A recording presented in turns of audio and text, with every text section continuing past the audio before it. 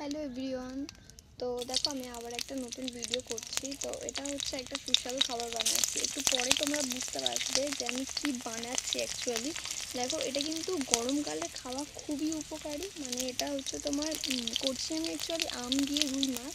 তো গরমকালের জন্য কিন্তু এটা খুবই ভালো একটা হেলদি খাবার, শরীরকে একটু তেল মশলা থেকে দূরে রাখার জন্য এরকম একটা টেস্টি খাবার কিন্তু আমাদের খুব দরকার। দেখো আমি জিরে দিয়ে দিয়েছি, কাঁচা লঙ্কা দিয়ে দিয়েছি। এবার কিন্তু আমি আম আর আলুগুলো একসাথে দিয়ে দিলাম। এরপর এগুলো একটু লাল লাল ভাজা হবে আর অপেক্ষা করব। দেখো এগুলো কিন্তু হালকা ভাজা ভাজা হয়ে গেছে। এর মধ্যে এবার আমি দিয়ে দেবো সামান্য পরিমাণে আদা বাটা, তারপরে দিয়ে দেবো গুঁড়ো মশলাগুলো। গুঁড়ো মশলার মধ্যে যেমন দেবো আমি জিরের গুঁড়ো, তারপর দেবো আমি হলুদ গুঁড়ো, আর সামান্য একটু কালার হওয়ার জন্য সামান্য একদম অল্প লঙ্কার গুঁড়ো। ঠিক আছে, লঙ্কার গুঁড়োটা বেশি দেওয়া যাবে না।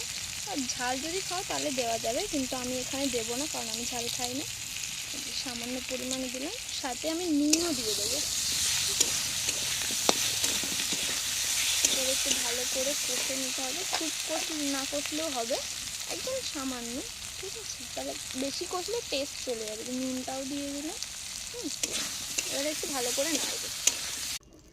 আমার কিন্তু এটা একদম হয়ে গেছে। ঠিক আছে, আমি এর মধ্যে কিন্তু সামান্য পরিমাণে চিনি অ্যাড করেছি আর একটু নুন দিয়েছি, ওটা আমার দেখানো হয়নি।